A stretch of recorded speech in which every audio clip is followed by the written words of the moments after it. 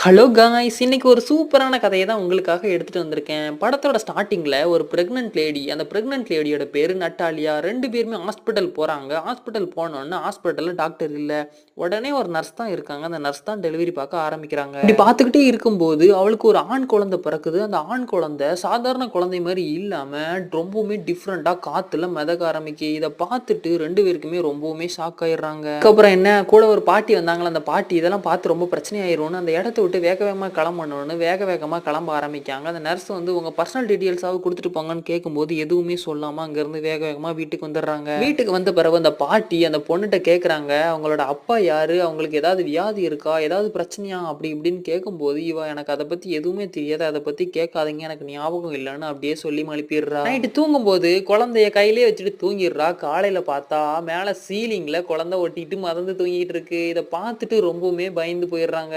அந்த குழந்தை ரொம்பவுமே டிஃப்ரெண்ட்டா இருக்கிறதுனால அந்த குழந்தைக்கு ஆஸ்கர்ன்னு பேரும் வைக்கிறாங்க. அடுத்த நாள் என்ன ஆகுது? பக்கத்துல உள்ள பாட்டிமார்ஸ் எல்லாருமே மொத்தமா வந்து அந்த குழந்தைய பார்க்கணும்னு சொல்றாங்க. இவங்களும் அந்த குழந்தைக்கு ஒரு சின்ன பெல்ட்ட மாட்டி விட்டு ஒரு தொட்டில்ல போட்டு எல்லாருமே பார்க்குறாங்க. அதுக்கப்புறம் என்ன நைட்டு தூங்கும்போது அவன் வேற சீலிங்ல போய் ஒட்டிட்டு தூங்கிக்கிட்டு இருக்கான். ஆனா இதுக்காகவே இவங்க பெட்ஷீட்டு எல்லாத்தையுமே வச்சு வேற லெவல்ல சீலிங்ல ரெடி பண்ணிடுறாங்க. அதுக்கப்புறம் என்ன அவனுக்கு 10 வயசு ஆகுது. இதுவரைக்கும் அவன வெளிய கூட்டிட்டு போனது கூட இல்ல. அவனும் சீலிங்ல படுத்து படுத்து தூங்கி அப்படியே எந்திரிச்சு அப்படியே தான் இருந்துகிட்டு இருக்கான். ஒரு நாள் ஜன்னல் வழியா வெளிய எட்டி பார்க்குறான். வெளிய போற ஆட்கள்லாம் பார்த்து அவனுக்கும் அந்த மாரி பண்ணணும்னு ஆசையா இருக்கு. எங்க ஸ்கூலுக்குலாம் போனா ஏதாவது பிரச்சனை ஆயிருமேன்னு அந்த பாட்டி வீட்ல வச்சு இவனுக்கு ஒண்ணொண்ணா சொல்லிக் குடுத்து படிக்க வைக்கிறாங்க. இதுக்கப்புறமா இவன் ஒரு நாள் உங்க அம்மாட்ட போய், "எம்மா என்ன வெளியவே கூட்டிட்டு போ மாட்டீங்களான்னு?" கேட்கும்போது, இவங்க அம்மா இவனுக்காகவே ஒரு ஸ்பெஷலா ஒரு ஜாக்கெட்ட உருவாக்குறாங்க. அந்த ஜாக்கெட்டுக்குள்ள இவனோட வெயிட்ட பேலன்ஸ் பண்ற மாரி 2 கல்ல தூக்கி இவன நடக்க விடுறாங்க. பார்த்தா இவங்க ஐடியாவும் ஒர்க் அவுட் ஆகுது. அவங்க பாட்டி அவங்க அம்மாவும் வெளிய போன நேரம் பார்த்து ஆஸ்கர் அந்த ஜன்னல் வழியா நம்ம வெளிய போய் சுத்தி பார்க்கலாம்னு நெனச்சு வெளிய போக ட்ரை பண்ணா, அதுக்குள்ள அவங்க அம்மாவும் பாட்டியும் வந்துடுறாங்க.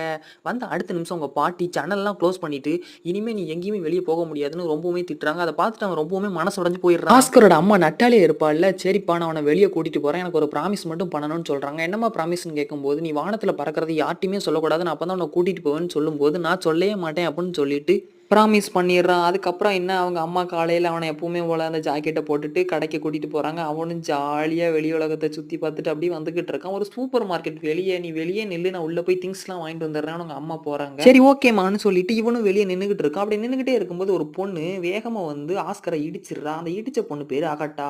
இடிச்ச அடுத்த நிமிஷம் "உன்னால தான் அந்த கேன் எல்லாத்தையுமே நான் கீழ போட்டேன். நீ தான் அங்க வீட்டு வரைக்கும் இத கொண்டு வரணும்னு" சொல்லிட்டு அந்த பொண்ணும் பனிஷ்மெண்ட்ன்னு சொல்லிட்டு கிளம்பிடுறா. இவனும் கூடயே கிளம்ப ஆரம்பிக்கான். போகும்போது அந்த 2 கல்லையும் கீழ போட்டுட்டு அப்படியே நடக்க ஆரம்பிக்கான். வீட்டு பக்கத்துல போனோனே அந்த பொண்ணு கேன புடுங்குது. இவனும் குடுக்க மாட்டுக்கான். குடுத்தா அவன் மேல பறந்துருவான்ல, அதனால குடுக்கல. அடுத்தடுத்து என்ன நடந்துச்சுன்னு பார்க்கணும்னா மறக்காம சேனல சப்ஸ்கிரைப் பண்ணி வெயிட் பண்ணுங்க. பார்ட் 2 வேணும்னா மறக்காம கமெண்ட் பாக்ஸ்ல கமெண்ட் பண்ணுங்க.